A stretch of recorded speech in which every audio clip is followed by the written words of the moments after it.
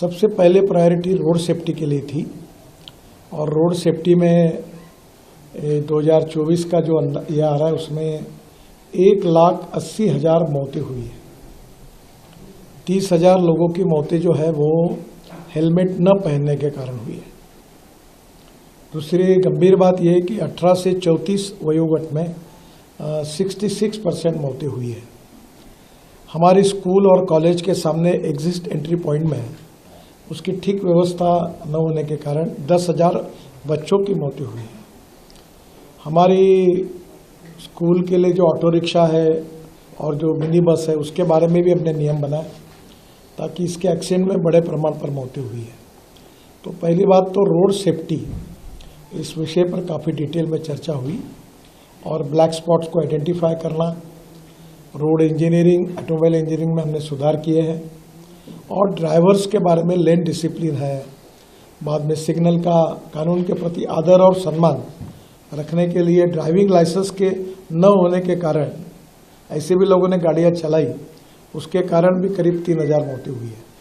तो ये सब आइडेंटिफाई करके रीज़न पे चर्चा हुई और आगे सबने मिलकर ये निर्धार तय किया कि हम इसको कम करने की कोशिश करेंगे। दूसरा इम्पोर्टेंट एजेंडा था वो ड्राइविंग ट्रेनिंग सेंटर का था।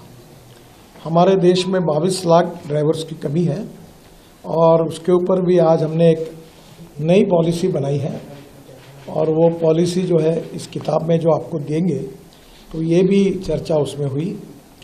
बाद में जब एक्सीडेंट होता है तो हमने एक नई स्कीम शुरू की है, कैशलेस ट्रीटमेंट।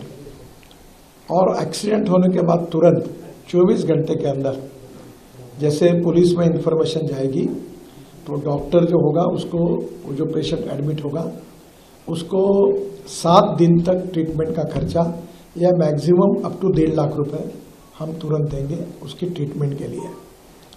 बाद में हीट एंड रन विक्टिम्स जो है उसमें भी मृत्यु होती है तो हम 2 लाख रुपए देंगे।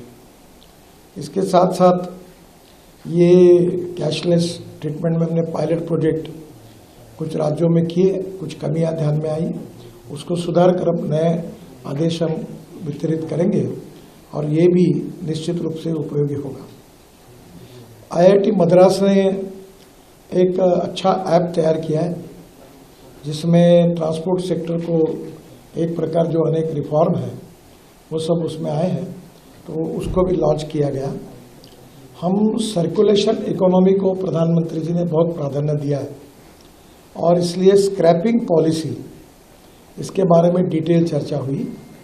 अभी जो गाड़ी लेते समय जो रजिस्ट्रेशन फी होती है उसमें अगर आपके पास स्क्रैपिंग सर्टिफिकेट होगा तो नई गाड़ी खरीदते समय आपको 50% यानी 50,000 रुपये की सहूलियत देने की योजना है। उसके साथ साथ जो मैन्युफैक्चरर है उन्होंने 1.5 से 3% तक कॉस्ट में अगर सर्टिफिकेट हो तो वो भी सहूलियत देंगे। अब नई गाड़ी खरीदते समय पुरानी गाड़ी को स्क्रैपिंग करने के बाद उसके सब फायदे जो है अब मिल रहे हैं और जिसके कारण देश में बड़े प्रमाण पर ये स्क्रैपिंग सेंटर शुरू हुए हैं। अभी ये संख्या हमारी अपेक्षा से कम है, करीब 78 to 82 वहाँ भी चालू हुए हैं, पर कम से कम 1,500 सेंटर्स खुले। और जो भारत सरकार की योजना है कि राज्य सरकार अगर अपनी गाड़ियाँ, बसेस, ट्रक स्क्रैपिंग करती है तो उनको कुछ मदद भी दी जाती है, उसके ऊपर भी चर्चा हुई और ये भी आज मीटिंग की प्रमुख विशेषता थी। स्क्रैपिंग के कारण हमारी ऑटोमोबाइल इंडस्ट्री बहुत आगे जाएगी क्योंकि aluminium, copper, rubber, steel and plastic इसका रिसाइकलिंग होता है और अभी कुछ स्पेसिफिक पार्ट ऐसे हैं। अभी मारुति का स्क्रैपिंग सेंटर है, सुजुकी का, उसके पार्ट जापान में एक्सपोर्ट हो रहे हैं और टायर जो है उसके भी पाउडर अब बिटुमेन में डाल रहे हैं। तो ये एक सर्कुलेशन इकोनॉमी